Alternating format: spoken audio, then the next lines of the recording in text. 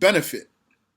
Know that a prophet's evidence of his prophethood is the miracle, al-mu'jizah, the prophetic miracle. We can use the word prophetic, the prophetic miracle, if you want. It is defined as a supernatural matter that occurs in this lifetime, in the present life or the earthly life. It comes from one who claims to be a prophet. It complies with his claim and cannot be countered by its likes. So we'll break all that down here. It is defined as a supernatural matter that occurs in this lifetime. It comes from one who claims to be a prophet.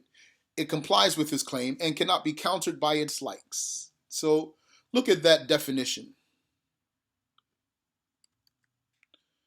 When the scholars make definitions, they strive to make definitions that are called jami' mani'. Jami' means it includes everything that should be included. The definition includes everything that should be included. Mani' means that it excludes everything that should be excluded. So whenever you come across the definition of a precise Muslim scholar, whatever he put into his definition, you ask yourself, what is he including by this? Or what is he excluding by this? The definition says it is a supernatural matter that occurs in this lifetime. It comes from one who claims to be a prophet. It complies with his claim and cannot be countered by its likes. So if you break that into pieces, you ask yourself, it is a supernatural matter. What is he including or excluding by that? That occurs in this lifetime. Why? What is he including or excluding by that? It comes from one who claims to be a prophet. What is being included or excluded by that? Same thing here. So let's see. Saying that it is a supernatural matter is first mentioning its reality. That's the type of thing it is. Something supernatural, or another word that could be used is paranormal, although people might think of ghosts and specters when they hear the word paranormal. And even if they hear the word supernatural, they might think of something that's not necessarily intended. But what's intended here by supernatural, or even the word paranormal, if you would allow, is in the most literal sense of these words, which is that they are matters. The miracle, the prophetic miracle, is literally something that is beyond nature. It is beyond the nature of this world. And the nature of this world means the norm of this world. So mentioning that it is a supernatural matter is firstly mentioning its reality, or the type of thing that it is. Everything else mentioned in the definition is a description and specification of that reality. It's qualifying that thing, because by saying it's a supernatural matter, we can't stop there. Because if it's enough to say that a prophetic miracle is a supernatural matter, and then we stop, then that will include things that we don't want to include, such as some types of magic. So we need to add to this definition so that we can exclude everything that needs to be excluded, and so that we can include anything that needs to be included.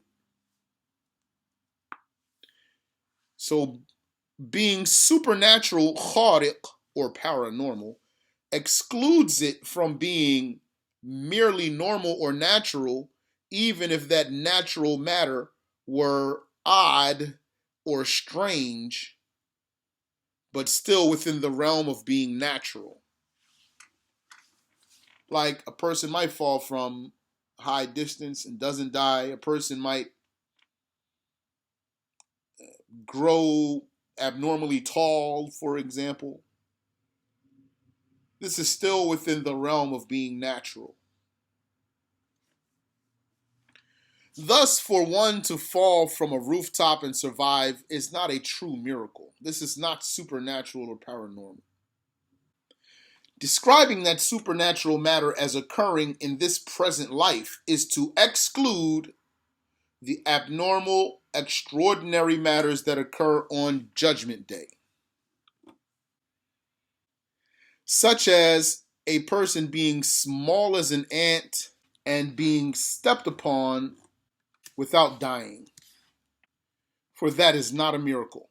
It's not called a miracle because that's something that happens in the afterlife, not in the present life.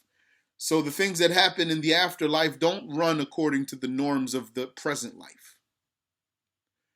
The miracle is a prophet's evidence because it takes place in this present life outside of the nature of this life. Describing it as occurring from one who claims to be a prophet excludes it from supernatural matters that occur from some people who do not claim prophethood. For example, the one-eyed imposter will bring a man back to life by the will of Allah, but this is not a prophetic miracle because he does not claim to be a prophet. Rather, he claims to be God. So the supernatural things that he performs are a lure, a bait, a trap, istidraj.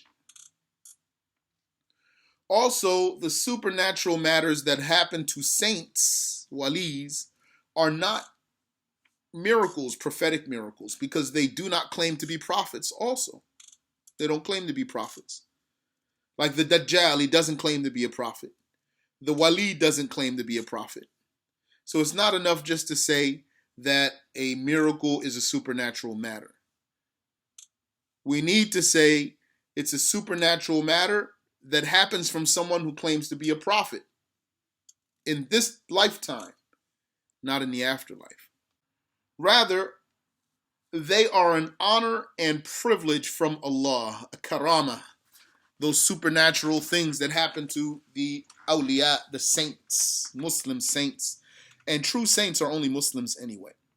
The word saint, it works even if some people are not comfortable with it. It's not a big issue that needs to be argued about.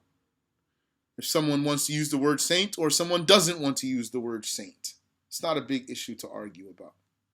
But for sure, what those people that the Catholics call saints are not saints. They are not saints. So they call them saints while they are not truly saints. So just because they use that word doesn't mean that we can't use that word.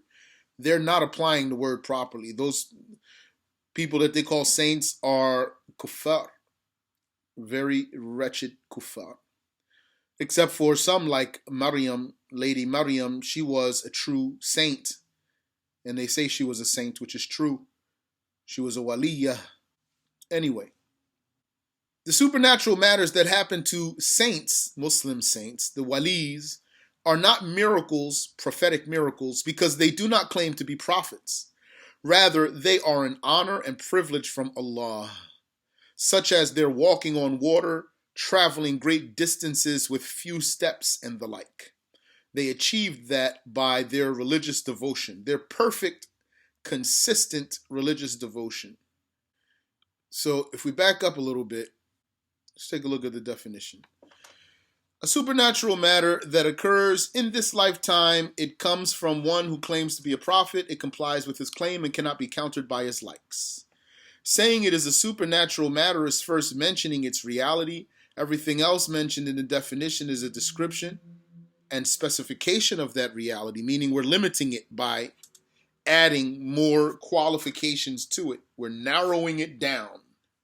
Right? Being a supernatural matter excludes it from being merely normal or natural, but that includes the lore of the Dajjal, and it includes the privilege of the saint, what some people would call in English a miracle for a saint, but in Arabic is called karama. In Arabic, the miracle of a prophet is called jizah, and the supernatural thing that happens to a wali is called karama.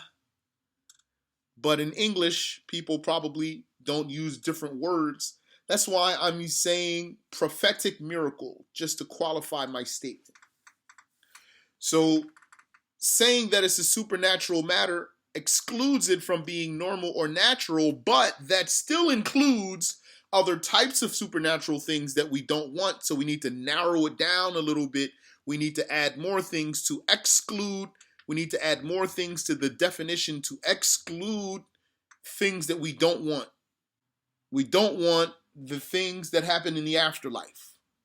So that's why we had to add to the definition supernatural thing that occurs in the present life.